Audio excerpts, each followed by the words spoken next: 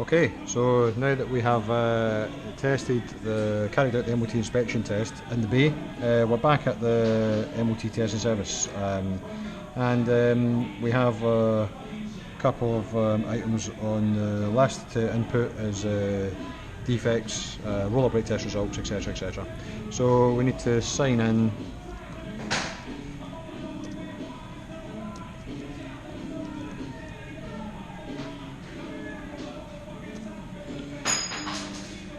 We need to use the security card. DVSA call this a one-time number card because the number only comes up one time and then changes to another number the next time.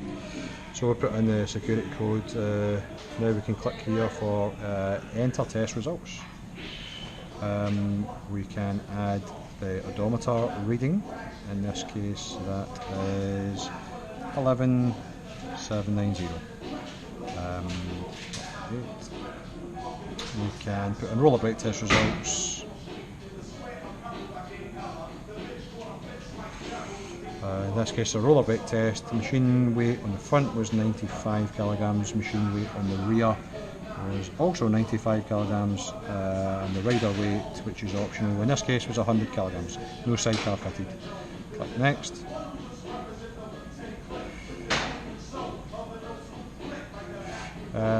So now asks what was the effort recorded in kilograms for brake control 1 on the front. So in this case that was 82 kilograms, and I'm going to click the box because for lock, because the rear would lock. Using brake control 1, which is on the handlebar, right hand side front brake lever, we recorded 0 effort on the rear. Brake control 2, which is the rear pedal, recorded nothing on the front, and it recorded 75 kilograms of braking force and a lock on the back. And click submit. So based on those results, the roller brake test result is a pass. If it was any other defects like grab, judder or warpage, we could click and add those defects in, but in this case they were fine. So now we can add as many defects as we found. In this case we have a defect for the headlamp, in this case headlamp aim. We have options for too far left, too far right, too low. In this case it was too low, but I'm not going to click the major failure, I'm going to click the blue PRS button. The blue PRS button because we did manage to pass but rectify it at the station. In this case it was front headlight, and we can add that PRS. Next we can have a look for any other defects we noted on the bike. In this case there was some for the tyres, so I'll click the tyre section, motorcycle tyres, tyre condition,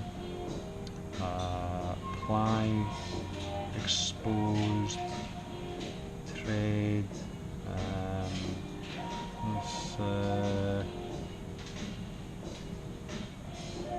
There's not one here for perished, ply, exposed, lump, separation, damage, partial failure of structure, fouling other component, incorrectly seated, cut in excess, not fitted in accordance with sidewall instructions. In this case the rear tyre we'll put an advisory on because it was blown close to the limit. It's not at 1mm but it's getting close to 1mm, so we'll put advisory on the rear tyre for tyre tread depth. It's measured at around about 2mm on the bike.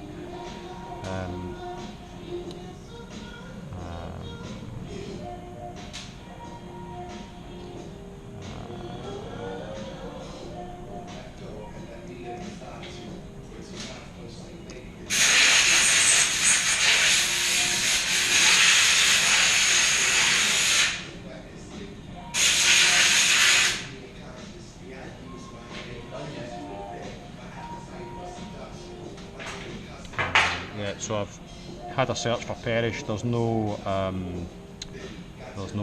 perish click advisory on here, so I'm going to add a manual advisory for the front. In this case, I'm going to type front tyre slightly perished.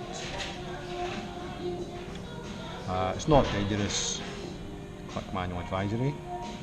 I'm going to add a similar manual advisory for the rear tyre because that also shows some signs of perishing. So click rear, and in this case we can type rear tyre slightly perished. So that gives some information to the person who's going to use the bike that the tyres are not at their best.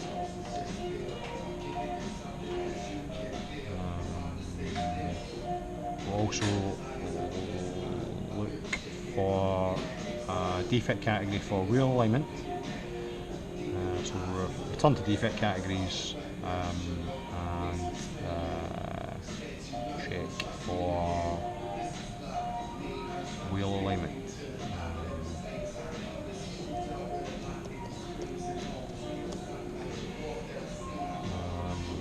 So in this case, I've searched for alignment. We have an option here for wheel alignment which adversely affects the handling, which would be a major or a PRS. Wheel alignment slightly misaligned is an advisory. So in this case, if you were unsure about that, you would road test the bike. I have done that, and I have found that the wheel alignment, even although it is slightly misaligned, doesn't adversely affect the handling of the bike. So I'm confident enough that I can click advisory as part of the MOT test, that you can road test the bike at the tester's discretion if you need to check if the defect has a noticeable effect while riding on the road. So I'm going to add an advisory for wheel alignment.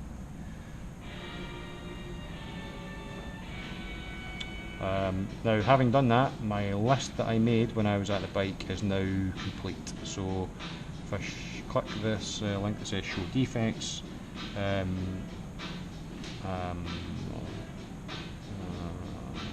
click finish and return to MOT, test results,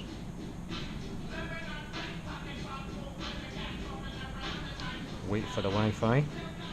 It's now confirming that if I enter as I have an odometer reading, I have 1 PRS and 4 advisories, no minors, no majors, no dangerous, 1 brake test results, which is a pass. So if I click review test, this is my last opportunity to make any changes. So I've checked my list, made sure that the issues that I've identified are recorded. In this case, no dangerous, no major, no minor, 1 PRS and 4 advisories. So at this stage you should pause, because this is absolutely the last chance you have to make any changes. Check your checklist, make sure you've done all the tests in accordance with DVSA recommendations. In this case I have checked my list twice. I have clicked submit. Now we can print the documents. It's going to print 2 documents, one is a test refusal and one is a test pass. Test refusal on the basis that the headlight alignment was wrong and had to be rectified at the station, PRS, and the test pass after the headlight was rectified at the station. In this case I'm going to click 2 copies of this printout. One is to go to the vehicle presenter, and one will be kept at the DVSA testing, the vehicle testing station for quality assurance measures. I'll see you soon.